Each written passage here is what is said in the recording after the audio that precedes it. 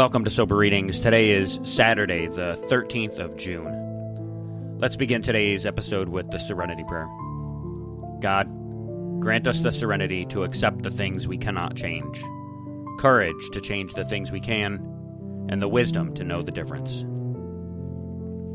From Daily Reflections, Living Our Amends. Years of living with an alcoholic is almost sure to make any wife or child neurotic. The entire family is, to some extent, ill.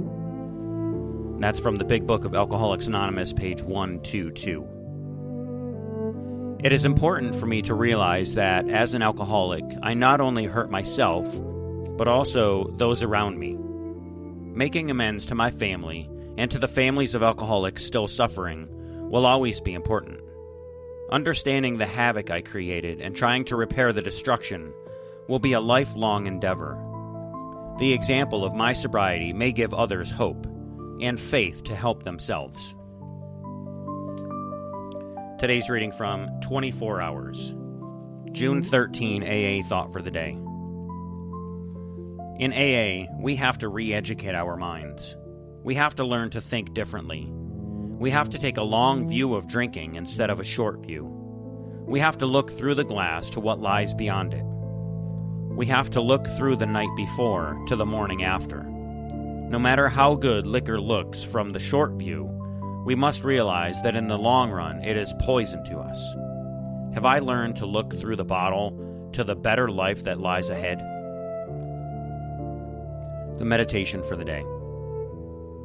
If you are honestly trying to live the way you believe God wants you to live, you can get guidance from God in times of quiet communion with Him, providing your thoughts are directed towards God's will and all good things. The attitude of "Thy will, not mine, be done" leads to clear guidance. Act on this guidance and you will be led to better things.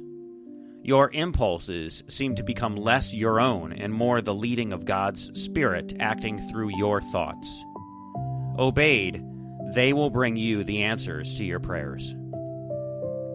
And today's prayer for the day. I pray that I may try to think God's thoughts after Him. I pray that my thoughts may be guided by His thoughts. For today's final reading, I'm going to read How It Works from the Big Book of Alcoholics Anonymous.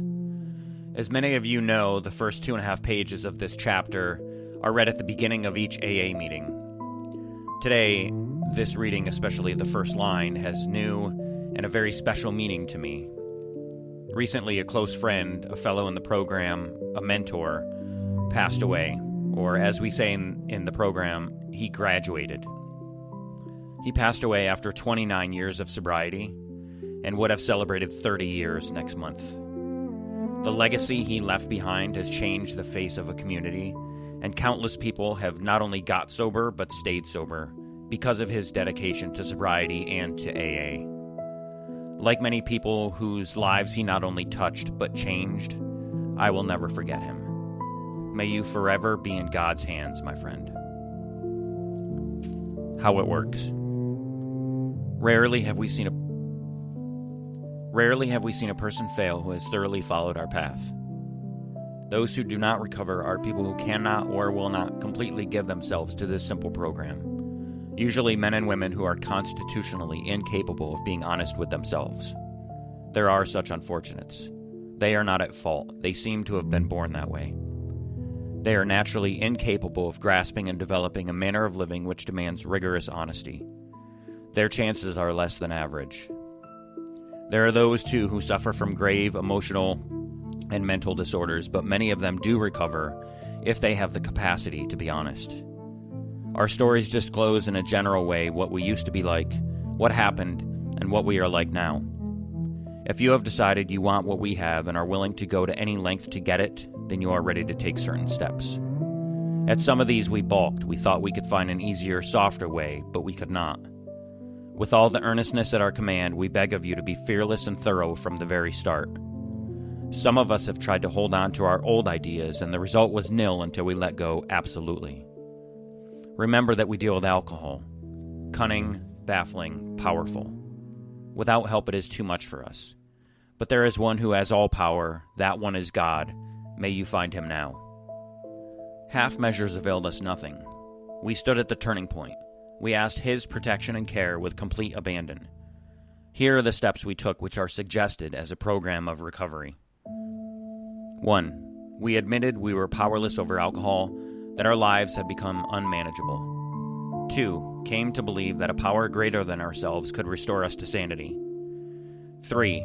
Made a decision to turn our will and our lives over to the care of God as we understood him. 4. Made a searching and fearless moral inventory of ourselves. 5. Admitted to God, to ourselves, and to another human being the exact nature of our wrongs.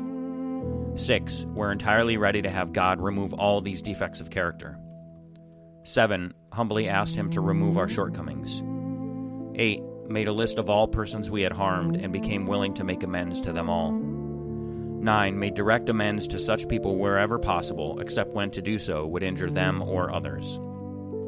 10. Continued to take personal inventory, and when we were wrong, promptly admitted it. 11. Sought through prayer and meditation to improve our conscious contact with God as we understood him, praying only for knowledge of his will for us and the power to carry that out. 12. Having had a spiritual awakening as a result of these steps, we tried to carry this message to alcoholics and to practice these principles in all our affairs. Many of us exclaimed, "What an order, I can't go through with it." Do not be discouraged. No one among us has been able to maintain anything like perfect adherence to these principles. We are not saints. The point is that we are willing to grow along spiritual lines. The principles we have set down are guides to progress. We claim spiritual progress rather than spiritual perfection. Our description of the alcoholic, the chapter to the agnostic, and our personal adventures before and after make clear 3 pertinent ideas. A. That we were alcoholic and could not manage our own lives. B. That probably no human power could have relieved our alcoholism. And C. That God could and would if he were sought. I'll end by saying that my friend taught me 2 very simple things that I will never forget and that help keep me sober on a daily basis. If I want to stay sober, hang out with sober people. And the first thing to do in the morning is to get right with God. Thank you everyone for listening today. Stay sober, keep reading, and I'll see you in the next episode. Until then, take care of yourselves and each other, and remember, just for today, don't drink, go to a meeting, and keep coming back.